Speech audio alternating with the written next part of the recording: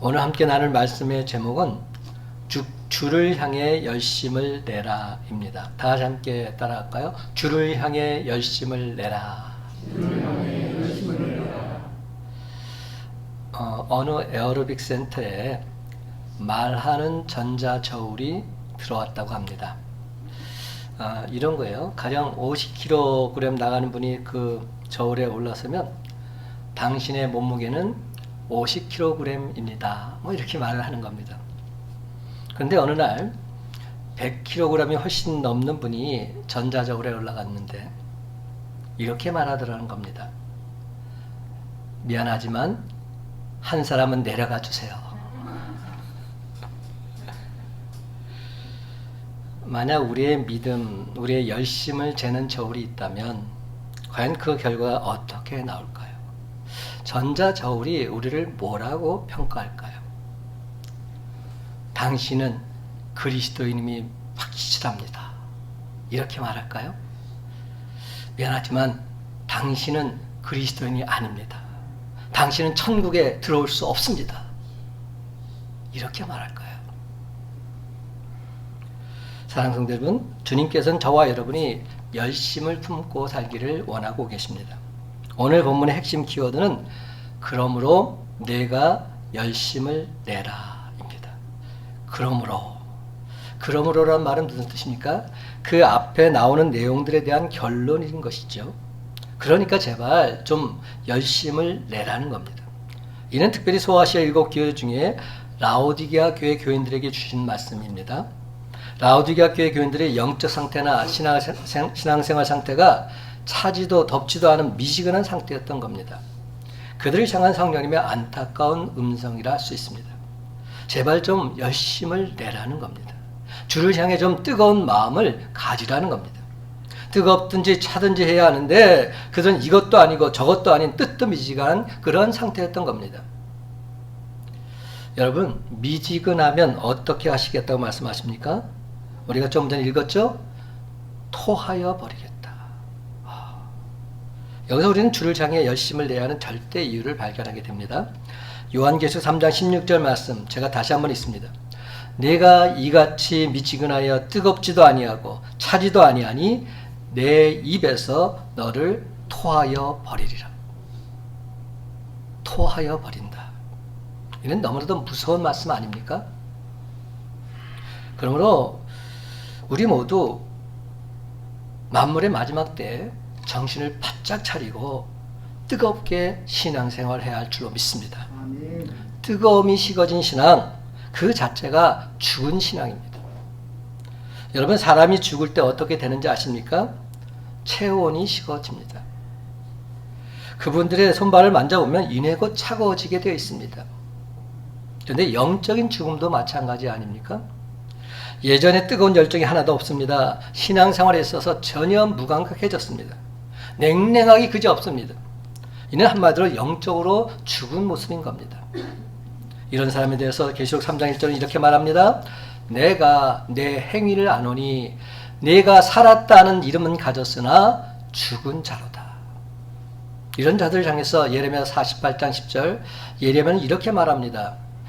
여호와의 일을 게을리하는 자는 저주를 받을 것이라. 저는 예레미야의 입에서 이런 말이 나온 건 참 이해하기 쉽지가 않아요. 눈물의 선자 예레미야가 여호와의 일을 게을리하는 자는 저주를 받게 될 것이다. 하나님의 일을 게을리하는 것, 하나님 말씀대로 순종하며 살지 않는 것은 결국은 저주받을 모습이라는 겁니다. 사랑하는 성도 여러분, 주님께서는 처음 사랑을 버린 에베소 교회를 강하게 책망하십니다. 요한계시록 2장 4절에서 5절 말씀, 그러나 너를 책망할 것이 있나니 너의 처음 사랑을 버렸느니라. 그러므로 어디서 떨어졌는지를 생각하고 회개하여 처음 행위를 가지라. 만일 그리하지 아니하고 회개하지 아니하면 내가 내게 가서 내 촛대를 그 자리에서 옮기리라. 너무나도 끔찍한 말씀입니다. 회개하지 아니하면 내 촛대를 그 자리에서 옮기겠다 말씀하십니다. 여러분, 회개하다, 이거는 헬라어로 메타노에오인데요. 돌아서거나 길을 바꾼다는 의미입니다. 사람이 자신의 방향이 틀렸음을 아는 즉시 돌아서는 것, 이것이 회개입니다. 그래서 회개는 말뿐이 아니라 철저한 행동까지 이루어져야 합니다. 하나님께로 얼굴을 돌리고 그분께 나아가야 합니다. 한자로 표현해 보자면 뉘우칠 회, 돌이킬 개자, 즉 뉘우치고 돌이키는 것, 이것이 회개입니다. 하지만 참으로 유감스럽게도 교인들 모습 속에는 회는 있는데 개는 없어요. 뉘우치기는 잘하는데 돌이키지는 않는 것 같아요. 눈물 콧물 흘리면서 통해자복한다고 뉘우치기는 하는데 그 삶이 전혀 변화가 없어요. 그렇다면 이 사람은 회개한 것이 아닙니다. 뉘우쳤다면 돌이켜야 하는 것입니다. 돌이켰다는 의미가 무엇입니까? 세상으로 향하던 우리의 시야를 하나님께로 180도 돌려야 한다는 말입니다. 여러분, 하나님께로 우리의 시야를 돌렸다면 우리는 하나님 말씀대로 살고자 애쓰고 힘써야 하는 것입니다. 그런데 여기서 명심해야 할 것은 무조건적으로 열심히 한다고 해서 다 좋은 것은 아니라는 사실입니다. 여러분, 이단들이 얼마나 열심히 특심한지 아세요? 대단합니다. 제가 어제 추석 명절이잖아요. 아침에 일어나서 헬스장이 문을 닫았기 때문에 이 백마교부터 일산역까지 왕복하면서 왔다 갔다 했어요. 그래서 운동도 하면서 했는데 성산역에 딱 갔더니 양복을 잘 차려입은 신사 2명이 거기다 무료 성경학교 이거를 딱 하면서 사람들을 맡고 있는 겁니다. 무료로 성경을 공부를 가르쳐 주겠다는 거. 그들이 바로 이단이거든요. 근데 추석 명절 당일날에 그렇게 그 모습을 보이고 있는 거예요. 얼마나 열심히 특심합니까? 이단에 빠진 사람들은 자신이 지옥을 향해서 가고 있다는 사실도 모르고 열심을 내는 불쌍한 사람들입니다. 성경에 보면 바리새인들은 율법을 지키는 데는 열심히 특심했습니다. 하지만 그들의 열심은 예수님을 십자가에 못 박는 열심이었습니다. 예수 믿는 자를 죽이고 교회를 핍박하는 열심이었습니다. 열왕기상 19장 10절에 보면 엘리야 선자가 자신을 가리켜서 내가 만군의 하나님 여호와께 열심히 유별하오니 고백하고 있습니다. 엘리야를 생각하면 하늘에서 불을 내리는 사람, 열정적으로 기도하는 사람, 이렇게 떠올리게 됩니다. 신약에 있어 사도 바울도 열심히 특심했던 대단한 사람입니다. 고린도후서 11장 2절 그는 이렇게 말합니다. 내가 하나님의 열심으로 너희를 위하여 열심을 내노니 내가 너희를 정결한 천으로 한 남편인 그리스도께 드리려고 중매함이로다. 그렇습니다. 여러분, 이 말씀처럼 저 이대성 목사 또한 여러분과 하나님 사이를 아름답게 맺어준 일에만 열심을 내길 원합니다. 로마서 12장 11절 말씀, 부지런하여 게으르지 말고 열심을 품고 주를 섬기라. 아멘. 성경에 보면 주를 향해서 열심히 있는 교회들이 참 많이 등장하고 있습니다. 저는 우리 교회가 이런 교회들을 온전히 닮아가기를 원합니다. 예루살렘 교회, 베레아 교회, 데살로니가 교회, 안디옥 교회 등등 이런 초대교회의 특징이 무엇인지 아십니까? 사도행전 2장 42절 그들이 사도들의 가르침을 받아 서로 교제하고 떡을 떼며 오로지 기도하기를 힘쓰니라. 여기서 계속 반복되는 게 뭔지 아세요? 힘쓴다는 말입니다. 여러분, 초대교회는 모이기를 힘쓴 교회요, 간절한 마음으로 말씀 듣기를 힘쓰고 교제하기를 힘쓰며 기도하기를 힘썼던 역동적인 교회였습니다. 그래서 사도 바울에는 힘쓰니라 힘쓰니라 힘쓰니라 이 말씀이 참 많이 나오고 있습니다. 특별히 그 중에서도 우리 교회가 데살로니가 교회 같은 그러한 교회가 되기를 원합니다. 데살로니가 교회에 대해서 염려할 때 들려온 소문은 사도 바울에게 크나큰 위로와 기쁨을 안겨다 주었습니다. 데살로니가전서 1장 2절과 3절 4절 말씀 제가 읽어보겠습니다.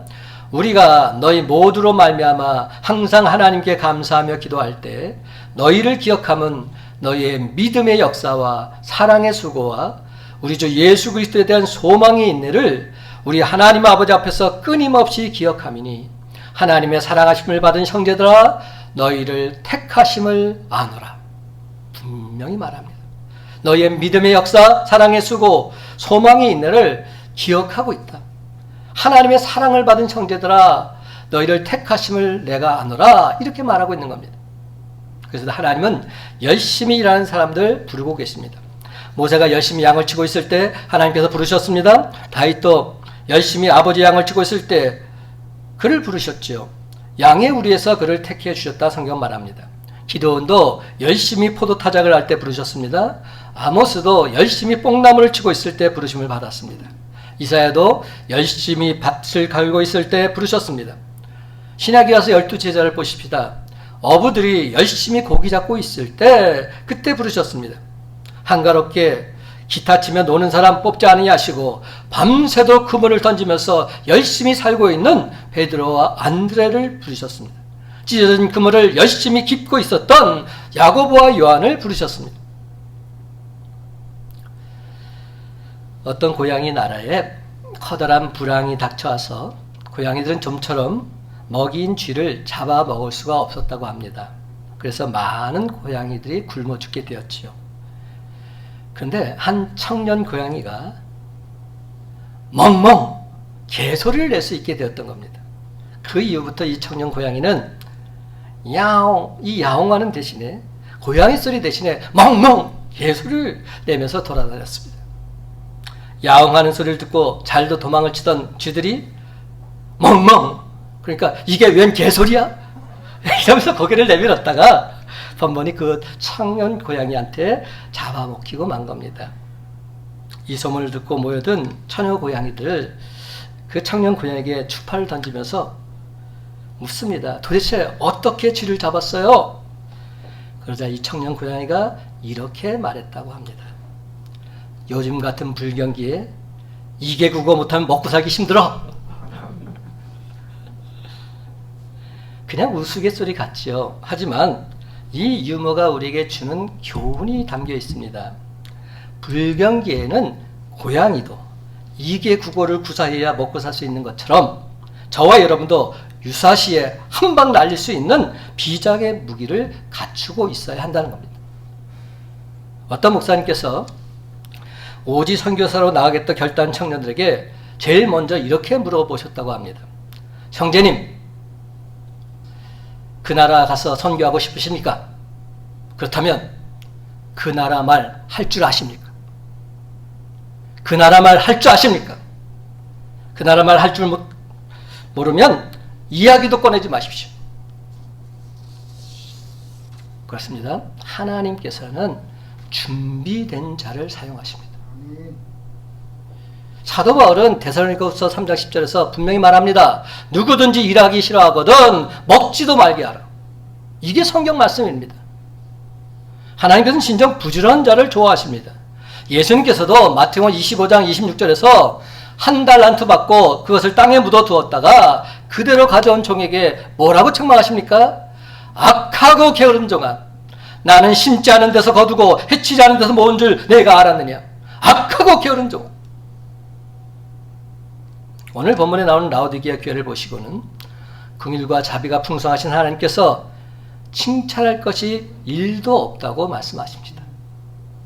그 교회를 정말 칭찬하고 싶었는데 칭찬하는 것이 하나도 없다는 겁니다. 아무리 두 눈 씻고 찾아보아도 칭찬할 것이 없다는 것, 이게 무슨 뜻입니까? 나는 이런 교회 처음 봤다는 겁니다. 정말이지 너무 싫다는 겁니다. 이런 교회는 이 세상에 절대로 있어서는 안 되는 교회라는 겁니다. 물론 우리가 하나님 마음에 온전히 흡족할 수는 없습니다. 그렇죠? 그러나 만에 하나 하나님께서 토하고 싶을 정도로 너무나도 싫어하시던 바로 그 모습 저와 여러분에게 있다면 그때는 어찌하시겠습니까? 그러므로 오늘 성경은 분명히 우리에게 말합니다. 그러므로 내가 열심을 내라. 사랑하는 성도 여러분, 오늘 시간 주님께서 우리에게 주신 말씀을 통해서 저와 여러분의 모습을 되돌아보아 주를 향해 다시금 열심을 내는 저와 여러분 참된 신앙인이 되시기를 주님의 이름으로 간절히 축원합니다. 그런데 주를 향해서 열심을 내는 참된 신앙인이 되려면 제일 먼저 우리에게 믿음의 열정이 있어야 합니다. 믿음의 열정. 14절과 15절 말씀 다 같이 함께 있습니다. 14절 15절 시작. 라오디게아 교회의 사자에게 편지하라. 아멘이시요 충성되고 참된 증인이시요 하나님의 창조의 근본이신 이가 이르시되 내가 내 행위를 아노니 내가 차지도 아니하고 뜨겁지도 아니하도다. 내가 차든지 뜨겁든지 하기를 원하노라. 라오디게아 교회 사람들은 예수 그리스도, 예수님께서 구세주라는 사실 증거하는 증인의 본분을 망각하고 있었던 겁니다. 주님께서는 저와 여러분의 삶이, 우리의 언어와 생각이 늘 항상 예수님은 나의 구세주이십니다. 예수님은 나의 구원자이십니다. 믿음으로 고백할 뿐만 아니라 예수 믿는 자답게 살기를 원하고 계십니다. 그러나 라오디게아 교회 사람들 속에는 바로 이 믿음의 열정이 없었던 겁니다. 이 믿음의 행위가 없었던 겁니다. 지금도 살아 역사하고 계신 하나님을 진정 믿는 사람들이라면 어떻게 그렇게 뜨뜻미지근한 그런 신앙생활을 할 수 있단 말입니까? 저는 우리 교회 성도들 보고서도 느낄 수 있는 것인데, 예수를 처음 믿은 초신자들은 생활의 변화가 참 많습니다. 그렇죠? 전혀 주님을 알지 못하다가 주님을 믿었기에 삶 자체가 바뀌게 될 것이 많다는 겁니다. 처음 예수를 믿었기에 하나님 말씀을 귀하게 듣습니다. 하나님 말씀에 비춰서 자기 자신을 돌아보며 살고자 애를 씁니다. 날마다 더 큰 은혜를 사모하며 나아갑니다. 근데 진짜 문제는 예수를 믿기는 믿는데 대충 믿는 사람들, 대강 믿는 사람들입니다. 대강 예수 믿고 대강 축복받고 대충 그렇게 신앙생활하는 사람들, 이 사람들이 문제입니다. 사랑하는 성도 여러분, 데살로니가 교회 교인들이 칭찬받은 이유가 무엇인지 아십니까?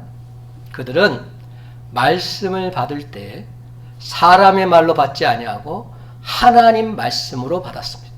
그들은 누가 뭐라 해도 하나님 말씀에 대한 열정이 넘쳐났습니다. 근데 지금 저와 여러분의 모습은 어떠합니까? 목사가 아니라 양들을 죄다 잡아먹는 그런 먹사는 아닙니까? 집사가 아니라 잡동사리로 가득 찬 잡사는 아닙니까? 주를 믿는 리얼 크리스찬이 아니라 교회들만 왔다 갔다 밟고 있는 명목상의 교회는 아닙니까? 노미널 크리스찬이 아니란 말입니다. 여러분, 형식과 타이틀이 우리를 변화시키지 못합니다. 목사, 장로, 권사, 안수집사, 이것이 우리를 변화시키는 것 아닙니다. 오직 믿음의 열정만이 저와 여러분을 변화시킴을 믿으시기 바랍니다. 신앙의 연륜이 오래됐다고 자랑하십니까? 성경을 좀 안다고 자랑하십니까? 어쩌면 그래서 더더욱 말씀을 말씀으로 듣지 못하고 말씀 앞에 온전히 순종치 못하고 있는지도 모르겠습니다. 예수님께서는 너희가 돌이켜 어린아이와 같이 되지 아니하면 결단코 천국에 들어갈 수 없다고 하셨습니다. 사랑하는 여러분, 참된 생명과 진리의 말씀을 듣고서 어린아이처럼 신앙의 순수함과 믿음의 열정을 다시 온전히 회복함으로 우리 주님을 진정 기쁘시게 해드리는 저와 여러분이 다 되시기를 예수님의 이름으로 간절히 축원합니다. 주를 향해 열심을 내는 참된 신앙인이 되려면 둘째로 자기를 돌아볼 줄 알아야 합니다. 그렇습니다. 자기를 돌아볼 줄 아는 것, 이것이 참 중요합니다. 17절과 18절 말씀 다 같이 함께 한 목소리 있습니다. 17절과 18절 시작. 내가 말하기를 나는 부자라 부유하여 부족한 것이 없다 하나 내 곤고한 것과 가련한 것과 가난한 것과 눈먼 것과 벌거벗은 것을 알지 못하는도다. 내가 너를 권하노니 내게서 불로 연단한 금을 사서 부유하게 하고 흰옷을 사서 입어 벌거벗은 수치를 보이지 않게 하고 안약을 사서 눈에 발라 보게 하라. 여러분, 이 말씀 꼭 기억하십시다. 여러분, 사람들 중에 가장 불쌍한 사람은 다른 사람은 다 알고 있는데 나만 모르고 있는 겁니다. 자기 자신만 모르고 있는 사람, 이 사람이 가장 불쌍한 사람이에요. 인간이 발명한 것 중에 거울은 특히나 상징적인 의미가 있지요. 날마다 자신을 들여다보지 않고서는 다른 사람 앞에 설 수 없듯이 우리 내면을 날마다 돌아보지 않고서는 다른 사람 앞에 나타낼 수 없는 존재라는 사실을 상징적으로 보여주고 있는 겁니다. 사람들이 여러분을 존경하고 사랑하고 좋아하는 것은 여러분의 인격 때문입니까? 아니면 여러분의 소유와 지위 때문에 여러분을 존경하고 사랑하고 좋아하지는 않습니까? 라오디게아 지방에는 자랑할 것이 세 가지가 있었다고 합니다. 첫 번째는 라오디게아 지방에 은행이 있었대요. 지금이야 은행이 비일비재하지만 그 당시에는 은행이 있을 수 없었습니다. 근데 라오디게아 지방에는 돈이 얼마나 많았든지 은행이 따로 있었대요. AD 61년에 지진이 나서 그 도시가 폐허가 되었을 때도 로마 황제가 복구비를 주겠자 말하니까 우리 필요 없다. 우린 돈 넉넉하다. 이렇게 말했다고 합니다. 그 정도로 돈이 넘쳐났다고 합니다. 두 번째로 흑색 양모가 있었다고 합니다. 18세기까지 이곳에 생산되었다고 하는데 고급스러운 양모가 생산되다 보니까 사람들이 유행을 찾고 멋을 부리게 되는 등 문화적으로 엄청 발달한 그러한 도시였다는 겁니다. 그리고 그 지방에 또 하나 유명한 것이 있었는데 그것이 바로 의약품이었어요. 굉장히 발달한 의약 분야 중에서도 프리기안이라는 안약이 세계적으로 유명했다고 합니다. 프리기안. 우리 주님께서 라오디게아 성도들을 보고서 안약을 사서 바르라 말씀했던 것도 바로 여기서 나온 것입니다. 세계적으로 좋다는 안약이 많이 있다지만 영혼의 눈을 뜨게 하는 진짜 안약을 바르라 이렇게 말씀하고 있는 겁니다. 라오디게아 사람들이 잘할 것이 많고 다른 사람들도 인정해 주니까 우쭐대면서 나는 부자다, 나는 부유한 자다 교만을 떤 모양입니다. 그러나 주님은 말씀하십니다. 내가 어떤 존재인지 아느냐. 정말로 답답한 것은 내가 얼마나 곤고하고 얼마나 고달픈 인생을 살고 있는지 너 스스로도 모른다는 겁니다. 우리 주님께서는 좋은 옷을 입었다고는 하지만 진짜 가려야 할 것은 가리지 못하고 수치스러운 삶을 살고 있는 영혼을 보면서 불쌍하고 가련하다 말씀하고 계신 겁니다. 내 자신을 돌아보라. 정말 부유한 삶을 살기를 원하느냐. 그렇다면 믿음의 부유한 자가 되거라. 믿음의 금을 사서 부유하게 만들어라. 이렇게 말씀하고 있습니다. 그렇습니다, 여러분. 우리 삶을 진정 부유하게 만드는 것은 오직 믿음밖에 없는 줄 믿으시기 바랍니다. 오직 믿음밖에 없습니다. 오직 믿음으로. 금 같은 믿음이 우리 삶을 풍요하게 만들어줍니다. 그래서 믿음의 금을 사라. 믿음의 금으로 풍요롭게 되라. 이렇게 말씀하고 계신 겁니다. 한 걸음 더 나아가서 우리 주님은 안약을 사서 바르라고 하셨는데 이 안약을 사서 바르라는 의미가 무슨 뜻입니까? 성령의 충만함을 입으라는 뜻이 담겨져 있습니다. 성령의 충만함을 받으라. 하나님의 영이 내 속에 충만히 거하게 해서 하나님의 시야로 세상을 바라보라는 겁니다. 하나님의 시야로 세상을 바라보라. 여러분 육신의 눈으로 세상을 보면 병도 있고 가난하고 너무나도 힘이 들고 산다는 게 한마디로 고역입니다. 고통입니다. 그러나 하나님의 시야로 세상을 바라보니까 고통스럽고 힘들게 사는 것 이것조차도 오히려 하나님의 은혜예요. 하나님의 축복인 줄 믿으시기 바랍니다. 그렇습니다. 우리가 연약하기 때문에 하나님을 찾으며 더 가까이 나아갑니다. 세상적인 눈으로 보면 부족하지만 영적인 눈으로 보니까 풍요로움을 아는 것, 바로 이것이 성령 안에서 영안이 열린 사람의 참된 모습인 줄 믿으시기 바랍니다.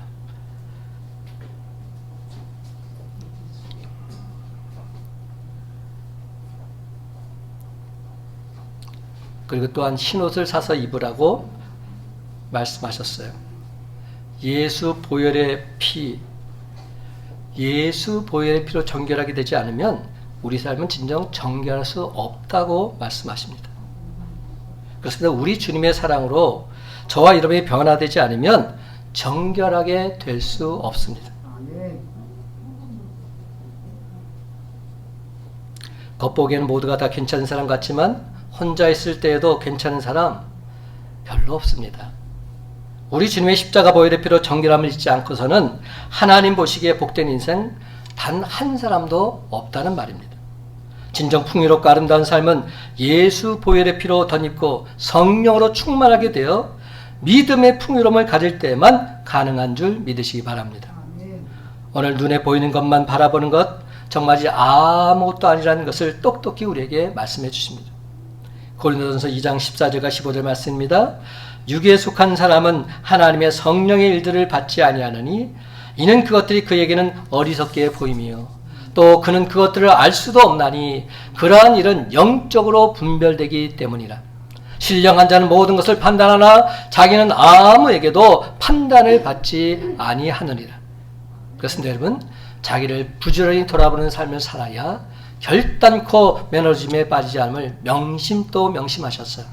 날마다 말씀과 기도, 찬양과 예배를 최우선적으로 하나님께 올려드리는 저와 여러분의 삶이 다 되시기를 예수님의 이름으로 간절히 축원합니다. 아멘.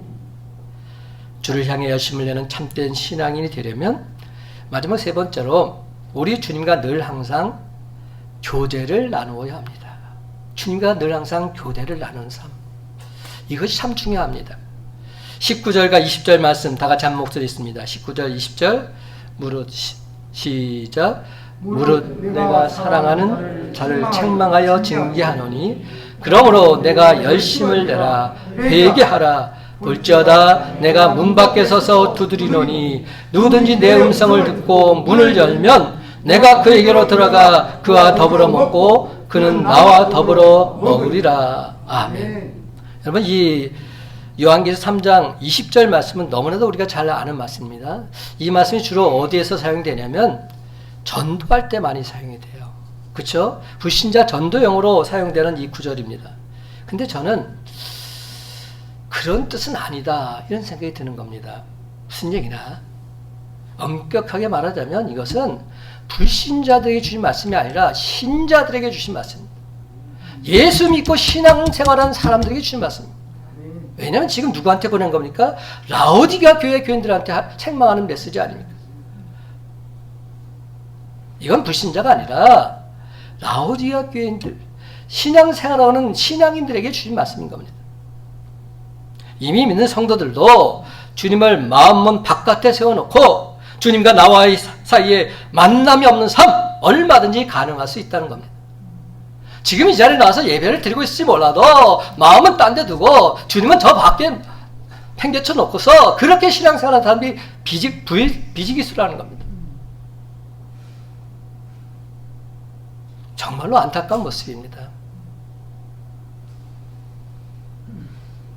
우리 주님과 연합된 삶이 아닌 깊은 친밀감을 경험하는 삶이 아닌 적당한 거리를 두고서 신앙생활하는 가운데 내 마음은 점점 황폐화되어가는 모습을 우리 주님께서 안타까운 마음으로 바라보고 계신다는 겁니다.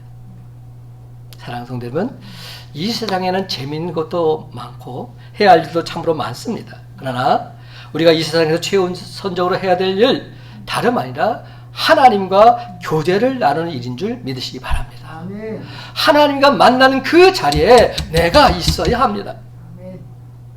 그렇다면 반대로 하나님이 가장 싫어하시는 모습은 뭡니까? 하나님과 교제하지 않고서 하나님보다 더 사랑하는 것을 그 위에 두는 겁니다.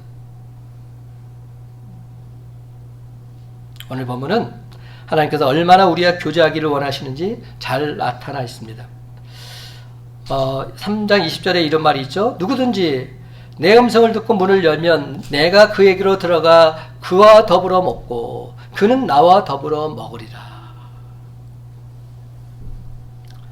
지금 식사하겠다는 얘기입니다. 우리가 지금 추석 명절을 보내다 보니까 가장 즐거운 시간이 먹는 시간이더라고요.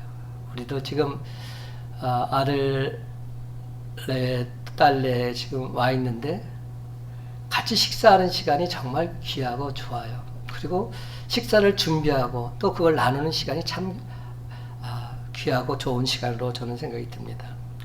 근데 여기에서 나오는 이 음식은 아침, 점심이 아니라 저녁을 말합니다. 이스라엘 사람들은 아침으로 빵을 포도주에 찍어서 간단하게 먹습니다. 점심도 정말이지 점 찍듯이 그렇게 먹습니다. 간단하게 먹는다는 겁니다. 하지만 저녁은 달라요. 서로 사랑하고 친밀감과 신뢰를 나타내면서 풍성하게 먹는 것이 저녁 만찬입니다. 예수님께서 최후의 만찬을 제자들에게 베푸신 것도 어떤 어려움 속에서도 제자들을 버리지 않으시고 함께 하시겠다는 약속의 의미가 담겨져 있는 겁니다. 여러분, 세상에서 가장 견고한 것이 마음문입니다. 우리들 마음이라는 것이 참으로 신기합니다. 열고 싶을 때는 열리지를 않습니다. 그래서 열어야 할 때 열리지 않는 것, 이것이 바로 마음문입니다. 우리 주님 앞에 마음문을 활짝 열어야 되는데 다 고장이 나버렸습니다. 근데 웬일인지 열지 말아야 할 때는 잘도 열립니다. 근심, 걱정, 염려, 자존심 상하는 말 열지도 않았는데 어느새 들어와서 내 마음의 주인 노릇을 하고 있는 겁니다. 그렇습니다, 여러분. 들어와서 내게 전해줄 그 말, 이 말은 문 밖에서 사정을 해도 내가 허락하지 않으면서 들어오지 말아야 될 그 말, 들어왔다 나가라 해도 못 나가게 내가 문을 닫아놓고 있습니다. 우리들 마음속에는 늘 항상 근심, 걱정, 염려, 자존심 상하는 일들로 가득 채워져서 부글부글 끓고 있는 겁니다. 그러니 하나님 말씀을 들으면서도 도무지 기쁨과 감격이 없습니다. 항상 얼굴에 내천자를 그리고 있어요. 저희 아버지가 항상 쓰셨던 표현인데, 내천자가 있다는 게 뭔가? 얼굴이 항상 찡그리고 있다는 거예요. 그리스도인이라면 그 얼굴 속에서 이미 예수님의 모습이 드러나야 됩니다. 근데 딱 보는 순간 찡그리고 있으면 어떻게 은혜를 받겠습니까?